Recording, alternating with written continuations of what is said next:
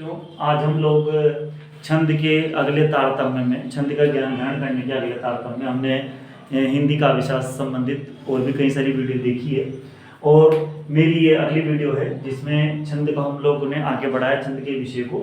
तो आप सबसे निवेदन है कि ये मेरी YouTube ID है, इस पर आप सब्सक्राइब कर सकते हैं। चाहे तो आपको और भी इसके संबंधित बहुत सारी व्याकरण से संबंधित वीडियो मिल सकेगी और आप अपने ज्ञान को बढ़ा सकेंगे। आगे देखें तो हम लोग छंद में हम आगे बढ़ेंगे बच्चों। तो सबसे पहले छंद में सीखा जाता है, छंद की परिभाषा के बाद, छंदों के प्रकार के बाद अगले चरण में हम देखते हैं कि छंद में गणों को सीखा जाता है। तो गण होता है तीन वर्णों के समूह को हम क्या कहते हैं बच्चों? गण कहते हैं। तीन वर्ण के समूह को क्या कहते हैं हम लोग? गण कहते हैं। अब गणों की संख्या कितनी होती है? देखो सबसे पहली बात है, परीक्षा में पक्का आता है ये, जो मतलब 9वीं से लेकर 12वीं तक या इससे भी आगे कंपटीशन की परीक्षा होती है, उसमें छोटे छोटे प्रश्न आते हैं। तो हमें ध्यान रखना है कि गण किसे कहते हैं? तीन वर्णों का समूह। तीन वर्ण यानी जैसे किसी का नाम ललित है, किसी का नाम रमेश है, इस तरह के तीन वर्ण कुछ भी हो सकते हैं जिसमें तीन वर्ण हो, है ना।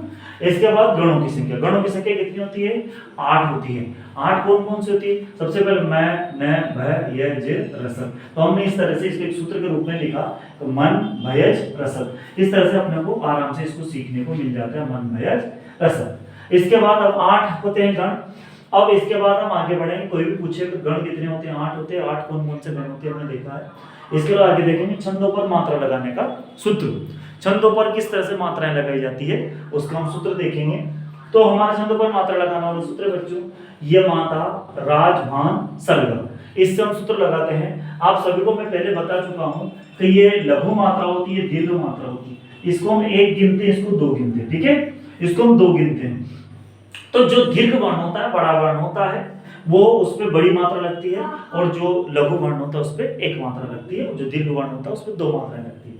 सबसे पहले जैसे ये लघु है तो लघु पे 1 लगाई, फिर माँ बड़ा है 2 लगाई, फिर यहाँ बड़ा है तो इस पे भी दीर्घ लगाई, फिर रा बड़ा है इस पे भी दीर्घ लगाई, जे जो है छोटा है तो लघु लगाई, इसके बाद भा बड़ा है दीर्घ लगाई, न छोटा है लघु लगाई, स छोटा है लघु लगाई, और ल छोटा है लघु लगाई, और ये गा बड़ा है इसलिए इसमें बड़ी लगाई।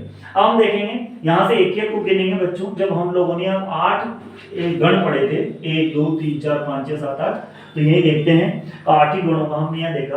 तो पहले सबसे पहले य को लिखेंगे, तो ये से लिखेंगे बच्चों यगण। इसका पहला वर्ण लेंगे ये से यगण, फिर मा का लेंगे मगण, इसके बाद तैसे लेंगे तगण, रैसे लेंगे हम लोग आगे बढ़ेंगे तो जगण, जैसे लेंगे तो जगण, भ से लेंगे भगण, न से नगण, और से सगण। इस तरह से हम लोग लेंगे। इसके बाद हमें कैसे पता चलेगा मात्राएं कैसे लगी? तो देखो इसके माथे से यगण लेना, यगण के माथे से अपने को 3 गिननी है, लघु गुरु गुरु, तो ये हमने लघु गुरु गुरु रख दिया।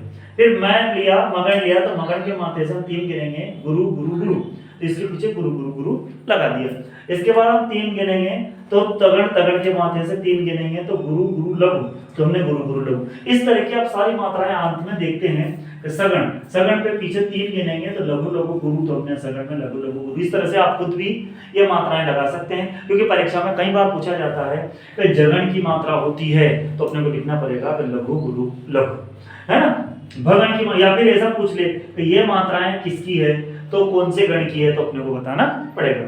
तो इस तरह से हमने सभी मात्राओं पर जो इन पर सभी का जो मात्रा लगाने का सूत्र देखा। इसके बाद आप देखते हैं जो हमारे वर्ण होते हैं, स्वर होते हैं, वो कौन कौन से होते हैं। सबसे पहले हम ह्रस्व स्वर देखते हैं। जब वर्णमाला पढ़ते हैं, वर्णमाला हमारी ये होती है हिंदी की, उसमें 11 स्वर होते हैं, है ना। 11 स्वरों में आपने देखा होगा, है ना, 11 स्वर होते हैं, एक विसर्ग होता है और एक अनुस्वार होता है, ठीक है बच्चों।